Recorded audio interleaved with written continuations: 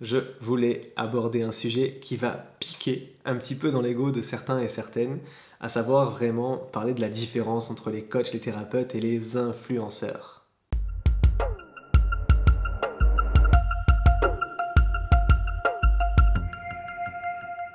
Bonjour à toutes et à tous et bienvenue dans cette vidéo. Si vous me découvrez à travers celle-ci, je m'appelle Dylan Decheny et depuis plusieurs années, j'apporte mon aide à celles et ceux qui désirent créer de l'amélioration dans leur vie, plus d'épanouissement, quel que soit le domaine qu'ils ont envie de travailler parce que j'interviens dans une dimension holistique.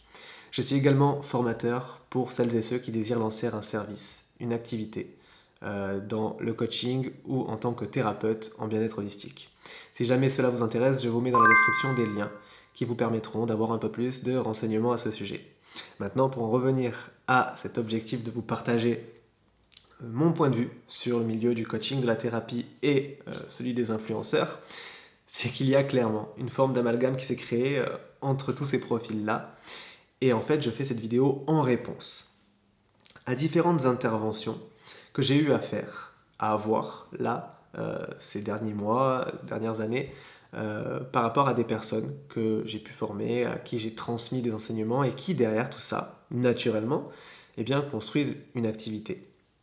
En faisant un choix, qui est un choix judicieux, que d'utiliser les réseaux sociaux pour se faire connaître, pour avoir de nouveaux clients, etc.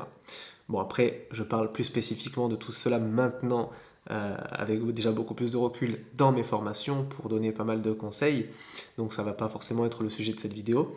Mais c'est plus dans le sens où cette communication que je vois certains et certaines avoir sur leurs différents réseaux sociaux avec les photos, etc., eh bien, j'y découvre en fait des partages qui sont banals, qui sont communs, que l'on retrouve encore chez beaucoup de personnes qui en fait ne sont pas coachs ou thérapeutes, hein. C'est plus d'un profil d'influenceur, c'est-à-dire que derrière, c'est des gens qui vont rechercher de la réaction, donc du commentaire, du like, de la visibilité, et c'est plus ça qui est recherché. Or, vraiment, moi je suis encore peut-être de la vieille école, j'ai une clientèle qui s'est majoritairement construite en fait dans de l'humain, sur du bouche à oreille.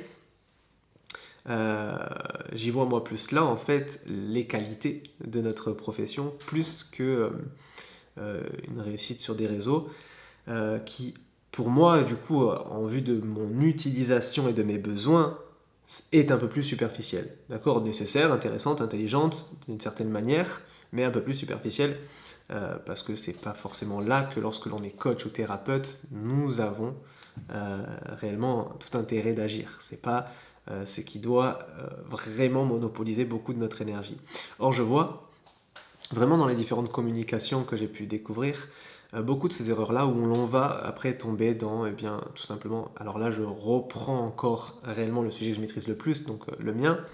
Après c'est peut-être pareil dans d'autres thématiques, je ne sais pas. Mais moi je vois par exemple qu'il va y avoir des sujets abordés tels que tout ce qui est lié au body positif, aux blessures de l'âme, peut-être aller on va dire un peu la loi d'attraction, enfin toutes des choses un peu banales dont tout le monde a déjà plus ou moins lu les bouquins, regardé des vidéos et en fait voilà. Comme on se rend compte que ça plaît, eh bien on va se dire je vais aborder ces sujets-là aussi parce que comme ça je vais avoir de la réaction. Mais attention, et je vous parle vraiment avec le cœur, si vous cherchez à développer votre activité en tant que bon coach ou thérapeute, euh, en parler peut-être une fois de temps en temps et tout, mais pourquoi pas? Parce que peut-être vous allez rencontrer une personne et vous allez l'aider dans cette configuration-là et que du coup, ben, cette réussite, vous avez envie d'en partager des retours à votre manière, de manière indirecte, etc. Peut-être.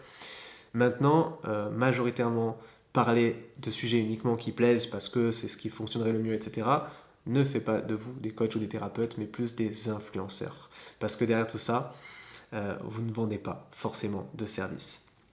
Aujourd'hui, un bon thérapeute, un coach, va avoir majoritairement une zone de talent, et c'est à travers cette zone de talent-là qu'il doit communiquer. C'est-à-dire, qu'est-ce que je peux t'apporter, sur quoi réellement je peux t'aider, Et donc voilà, il faut savoir aussi affirmer sa zone de talent pour accéder à la clientèle vraiment qui est en besoin par rapport à ce que vous avez à apporter. En d'autres cas, eh bien, vous tombez dans une autre énergie et du coup, ce que vous allez potentiellement rechercher ne fera pas évoluer votre activité ou tout simplement ne vous fera pas aussi progresser personnellement euh, sur le plan humain, parce que c'est derrière tout ça vraiment une recherche un peu plus égocentrique qui se construise avec l'excuse que c'est pour développer une activité professionnelle. Euh, je vous dis tout cela aussi parce que j'ai pu voir beaucoup de personnes qui se masquaient derrière l'étiquette de coach ou de thérapeute pour s'illustrer sur les réseaux et non pas dans un objectif sain et serein et honnête, pardon, d'apporter de la valeur, mais plus pour démontrer qu'ils apportent une vérité, qu'ils apportent un message, et avec l'attente qu'on leur dise merci.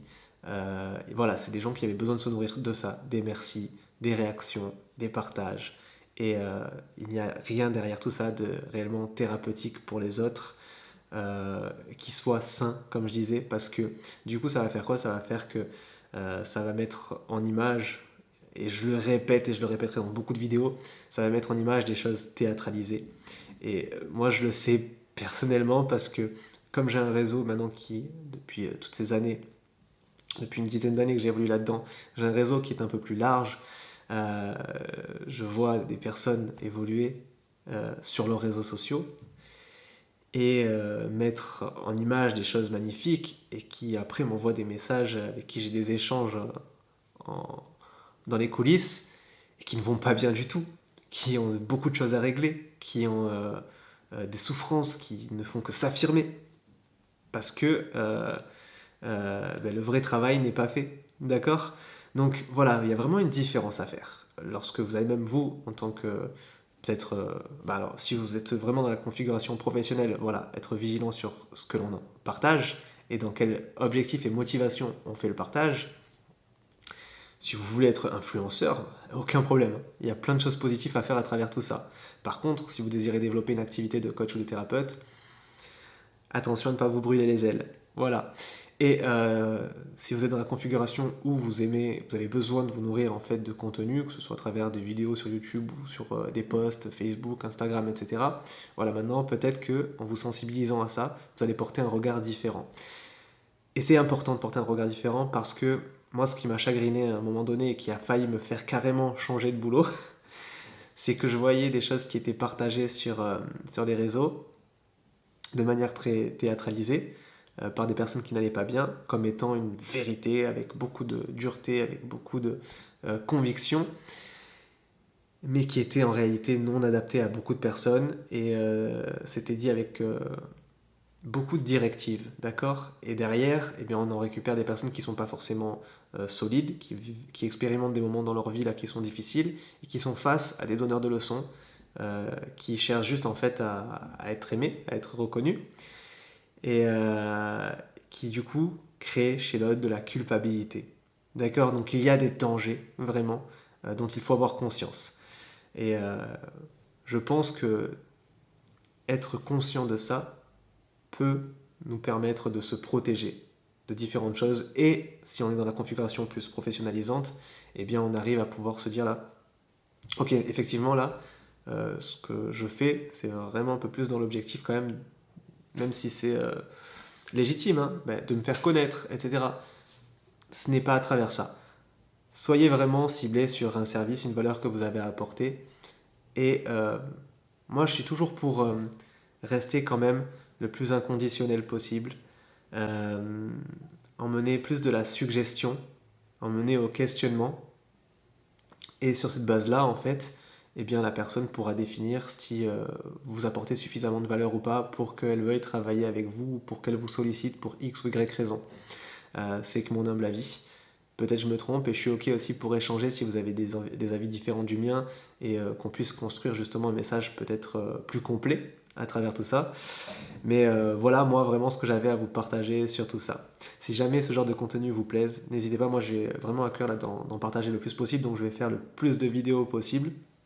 Donc n'hésitez pas à vous abonner, ça me rendrait service, et ça vous permettra aussi d'être potentiellement averti lorsqu'il y aura d'autres contenus. Là, j'essaye d'être sur un rythme d'à peu près une vidéo par jour. C'est assez challengeant pour moi, donc j'en tourne plusieurs d'affilée, hein, je vais pas vous mentir. Et le reste du temps, il faut quand même que je travaille. J'ai une clientèle qui a besoin de moi, ou tout du moins qui a sollicité mes services. Donc je me dois de leur rendre, ce qui fait que bah, j'ai des journées création de contenu et d'autres jours, bah, tout simplement, je contribue à mon activité. Donc voilà, si vous pouvez vous m'épauler un petit peu, m'aider dans cet objectif de créer de la valeur à travers les contenus, ce serait top de votre part. En notre cas, je vous dis bah, à très bientôt par X ou Y moyen. Bye.